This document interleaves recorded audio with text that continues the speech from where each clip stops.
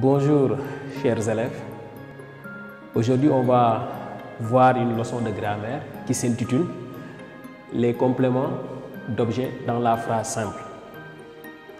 Ensuite on va parler de la confusion qui existe entre l'un des compléments d'objets qui s'appelle le complément d'objet indirect et le complément du nom. Alors le COD, c'est le complément d'objet direct. Le complément d'objet complète le verbe. Il est dans la phrase pour compléter un verbe. Par exemple, quand je dis le maître explique. Le verbe expliquer n'est pas complété pour le moment. Si on ajoute un mot derrière pour montrer l'action porte sur quoi, ce mot-là qu'on ajoute derrière, on va l'appeler un complément. Donc, comme son nom l'indique, c'est un élément qui complète l'action exprimée par le verbe. Alors, il y a trois façons de compléter un verbe. On peut le compléter de façon directe, on peut le compléter de façon indirecte. Le complément d'objet direct, on pose la question qui ou quoi après le verbe pour le trouver. Le maître explique quoi? Si on trouve une réponse, on mettra ici la leçon. Quand on pose la question, on dira le maître explique quoi? Point d'interrogation. La question quoi est posée tout juste après un verbe. Comme son nom dit, on pose la question qui ou quoi après le verbe pour trouver le COD, donc pour le trouver. Donc ici, si on pose la question, le maître explique, on dira le maître explique quoi? La réponse, c'est la leçon. Donc, la leçon devient le COD du verbe expliquer. Donc, dans une phrase simple, pour trouver le COD, on doit poser la question qui ou bien la question quoi après le verbe et la réponse qu'on va trouver, ce groupe de mots là ou bien ce mot deviendra le COD du verbe de la phrase. Contrairement au COD, le COI est indirectement lié au verbe par l'intermédiaire d'une préposition A avec accent ou de ou O, ça dépend. Donc, on pose la question à qui ou à quoi, de qui ou bien de quoi. Ici, il y a 4 questions au total. Et ces 4 questions-là sont posées après un verbe ou bien après le verbe, si vous voulez. Après le verbe. Exemple. Le maître explique à l'élève. Ou bien le maître explique aux élèves. Si on pose la question, on dira le maître explique à qui. La question à qui est posée tout juste après le verbe expliquer. Donc la réponse, si c'est à l'élève ou bien si c'est aux élèves, on aura toujours un complément d'objet indirect. Complément d'objet indirect. Donc on retiendra pour trouver un COI, pour savoir si le mot est un COI ou pas, on pose la question à qui, à quoi, de qui, de quoi, après le verbe, pour trouver le complément d'objet indirect. Donc, la différence entre le COD, le complément est directement lié au verbe, le complément est directement collé au verbe ici, il n'y a pas d'intermédiaire.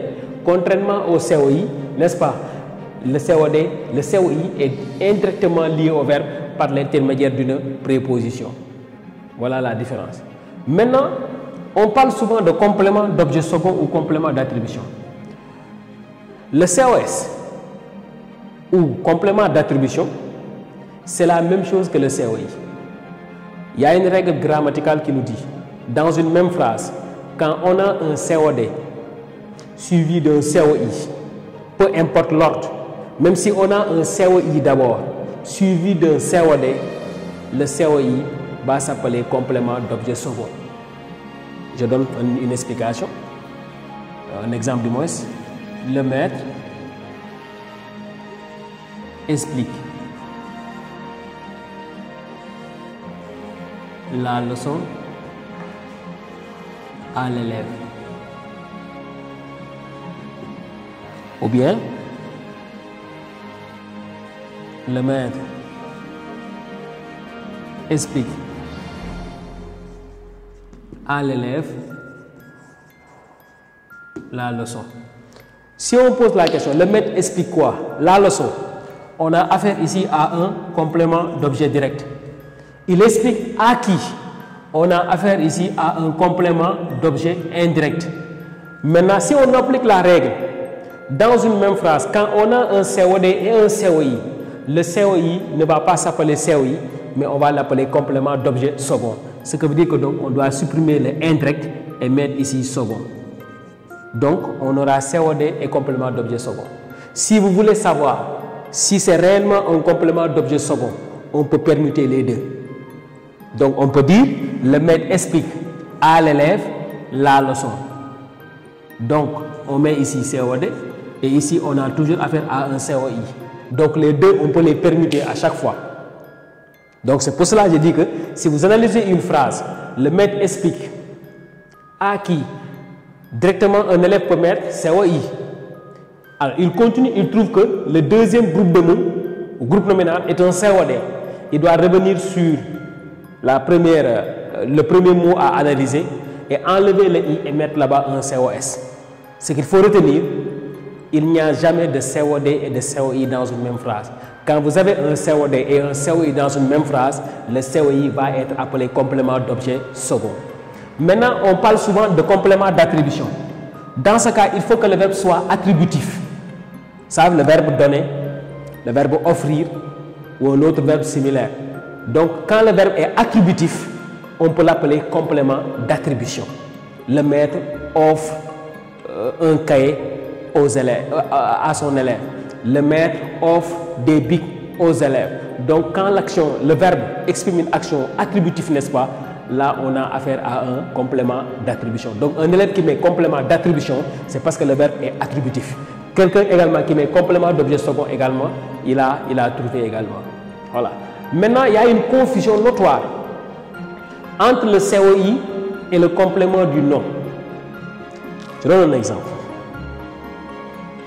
J'ai dit tout à l'heure que le COI, on pose les questions suivantes pour le trouver. Pour trouver un COI, on pose des questions suivantes. À qui? À quoi? De qui? De quoi?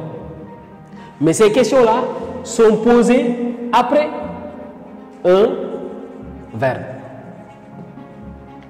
Je donne un exemple. Il pense à ses amis. Si on pose la question, on dira il pense à qui? Point d'interrogation. La question à qui est posée après un verbe. Donc, la réponse sera forcément un complément d'objet indirect. Contrairement au COI, le complément du nom utilise les mêmes questions. Les questions à qui, à quoi, virgule, de qui, de quoi. Il y en a d'autres également. En qui, en quoi. Mais les quatre premiers que vous voyez ici, on les retrouve chez le COI. C'est les mêmes questions. La seule différence, c'est que ces questions-là sont posées. Ces questions-là sont posées après un nom, mais pas après un verbe. Quand je dis la mère, je vais mettre ça en majuscule, la mère de Fatou a acheté un sac à main. Si on vous demande d'analyser par exemple Fatou, on pose la question, on dira la mère de qui? La question de qui fait penser à un COI, est posée après un nom. Donc la réponse, c'est Fatou. La mère de qui? C'est la mère de Fatou. Fatou aura pour fonction complément du nom mère. Si on vous demande d'analyser un sac, on dira la mère de Fatou a acheté quoi? La question quoi, posée après un verbe, c'est pour trouver un complément d'objet direct. Donc Fatou a pour fonction ici, complément d'objet direct. Sac à quoi? La mère de Fatou a acheté un sac à quoi? Un sac à main. Je pose la question.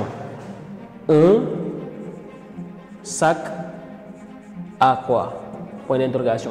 La question de à quoi est posée après le nom sac. C'est un nom. Donc la réponse, si c'est main, le mot main devient complément du nom sac.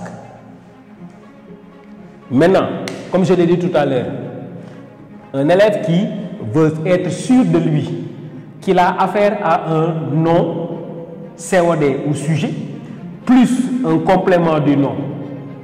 S'il est sûr, s'il essaie de les permuter, c'est impossible de les permuter, il a raison, c'est un complément du nom accompagné de son nom. Par exemple, entre la mère de Fatou, on ne peut pas les permuter, parce que la mère, Fatou complète mère. Entre le nom, complément du nom, et le nom qu'il complète, on ne peut pas les permuter. Contrairement au COD et au complément d'objet second. Les deux, on peut les permuter. Le maître explique la leçon à l'élève, on peut dire le maître explique à l'élève la leçon. Donc on peut permuter un COD et un complément d'objet second. Mais quand il s'agit de complément du nom, le nom complété et le mot qui le complète, ça veut dire que le complément du nom lui-même, le mot qui a pour fonction complément du nom, et le nom qu'il complète, les deux, on ne peut pas les permuter de place. Fatou complète mère. On ne peut pas dire la Fatou de mère.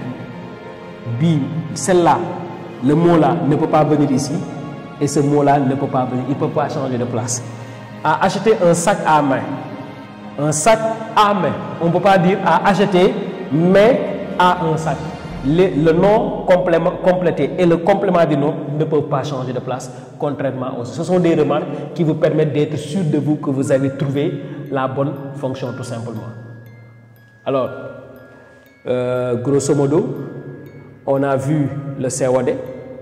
On trouve le COD en posant la question qui ou quoi après le verbe.